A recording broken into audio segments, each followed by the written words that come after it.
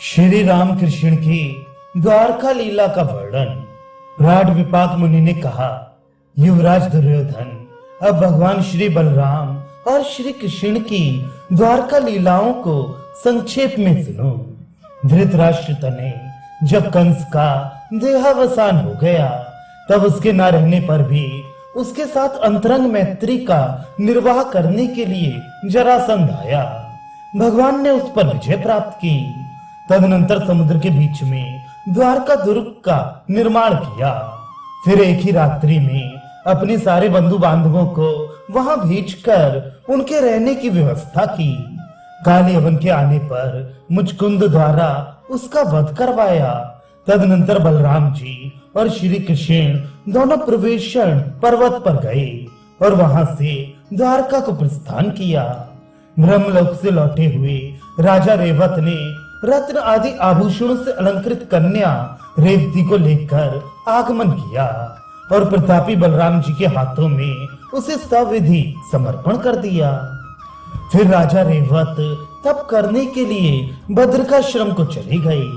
उसके बाद श्री कृष्ण ने कुंडिनपुर पर जाकर शत्रुओं के देखते देखते रुक्मिणी जी का हरण किया एवं जाम्बती, सत्यभामा, कालिंदी, मित्रविंदा, नागनजिति, भद्रा और लक्ष्मणा का एवं भौमासुर का वध करके 16,100 राजकन्याओं का पाणी ग्रहण किया। राजन, भीष्म कुमारी रुक्मिणी के गर्भ से भगवान श्री कृष्ण के प्रथम पुत्र प्रद्युम्न हुए। ये कामदेव के अवतार अपने पिता श्री कृष्ण के समान ही सुंदर थे। इनसे अनिरुद्ध का जन्म हुआ जो ब्रह्मा के अवतार हैं। तत्पश्चात एक समय राजा उग्रसेन की यहाँ राजसूय यज्ञ का प्रस्ताव हुआ और दिग्विजय के लिए प्रद्युम्न जी ने बीड़ा उठा लिया। यादवों तथा अपने भाइयों के साथ उन्होंने विजय यात्रा आरंभ की और जम्बूद्वीप के 9 खंडों पर विजय प्राप्त करके कामदुग नद के समीप पहुंचे। वहां वसंत मालती नामक नगरी के स्वामी गंधर्वराज पतंग के साथ उनका युद्ध हुआ। गदा युद्ध आरंभ होने पर बलदेव जी के छोटे भाई गद ने गदा के द्वारा गदाधारी पतंग पर प्रहार किया। पतंग ने भी गदा के द्वारा बड़े वेग से गद के हृदय पर आघात किया। इस प्रकार 2 घड़ी तक दोनों का युद्ध होने के पश्चात पतंग की गदा के प्रहार से क्षण भर के लिए गद को मूर्छा आ गई। उस समय हाहाकार मच गया और इसी बीच करोड़ों सूर्यों के समान तेजस्वी बलभद्र जी वहां प्रकट हो गए। उन्होंने गंधर्वों की सारी सेना को हल्की नोक के द्वारा खींच लिया और उसके ऊपर कठोर मूसल का प्रहार करना आरंभ कर दिया। इससे पतंग की सारी सेना, शूरवीर योद्धा, हाथी और रथ सभी चूर चूर हो गए। तब तो रथहीन पतंग भयभीत होकर अपने नगर को चला गया और यादवों से युद्ध करने के लिए फिर से व्यूहाकार सेना सजाने लगा। बलभद्र जी को जब इसका पता लगा, तब वे अत्यंत क्रुद्ध होकर गंधर्वों की वसंत मालती नाम की उस विशाल नगरी को, जिसका विस्तार 100 योजन में था, हल के द्वारा उखाड़ दिया और कामधुग नद में डुबा देने के लिए उसे खींचने लगे। नगरी के महलों और घरों का गिरना ढहना आरंभ हो गया। चारों ओर हाहाकार मच उठा। सारी नगरी समुद्र में चक्कर खाती हुई टेढ़ी नाव की तरह घूमने लगी। ये देखकर गंधर्व राज पतंग भयभीत हो गए और अपने गंधर्व भाई बंधुओं के साथ हाथ जोड़कर बलभद्र जी के समीप उपस्थित हुए।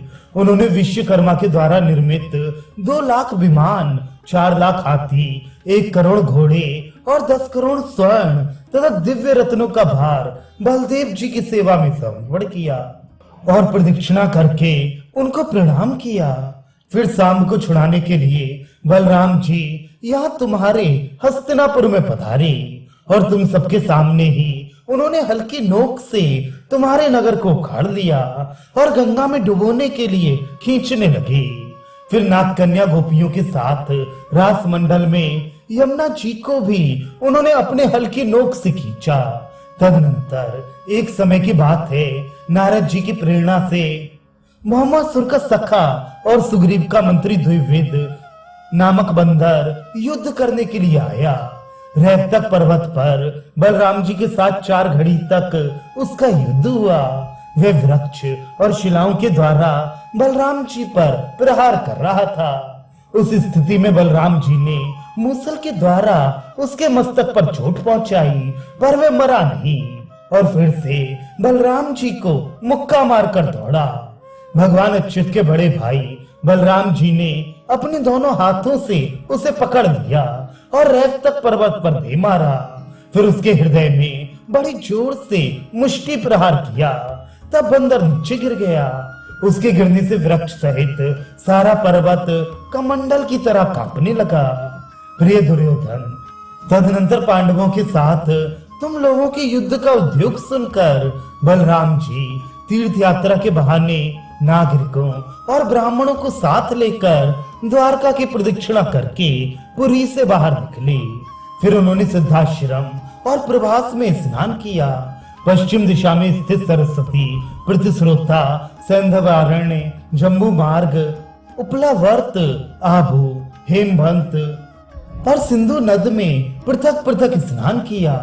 तदनंतर बिंदुसर, त्रितकूप, सुदर्शन, अत्रि तीर्थ, औशनस, आग्नि, वायव, सौदास, गुह तीर्थ और श्राद्धदेव आदि तीर्थों में स्नान किया।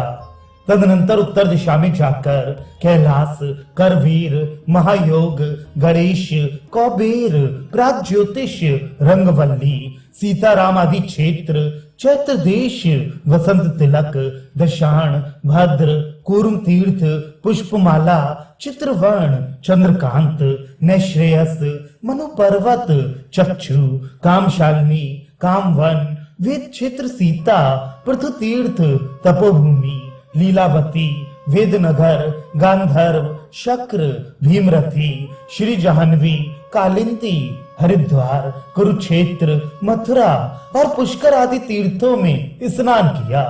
फिर वहां से संभल ग्राम और सूकर क्षेत्र सौरों में गए। इस प्रकार तीर्थों की यात्रा करते हुए साक्षात संकर्षण श्री बलराम जी नैमिषारण्य में पहुंचे।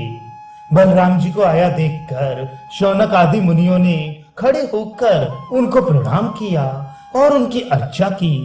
वहां वेद व्यास जी के शिष्य रोमहर्षण जी विराजमान थे। वे खड़े नहीं हुए। बलराम जी ने यह देखकर हाथ में जो कुशा लिए हुए थे उसी की नोक से मुनि को निहत कर दिया।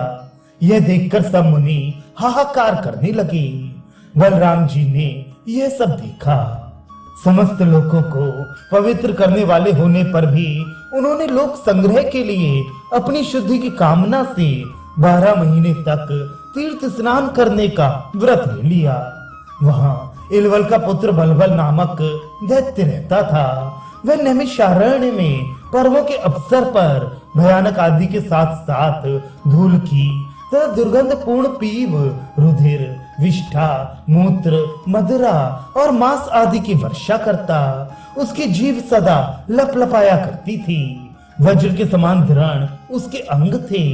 कंजलगिरी के समान उसकी काली आकृति थी और तपाए हुए तांबे के समान मूछ दाढ़ी वाला वह असुर बड़ा ही भयानक दिख पड़ता था। ऋषि ब्राह्मणों की शांति के लिए उस भयानक असुर को बलराम जी ने आकाश में खींचकर उसके मस्तक पर मूसल के द्वारा प्रहार किया। मूसल की चोट लगते ही उसके प्राण निकल गए और वह आकाश से कमंडल की तरह नीचे गिर पड़ा।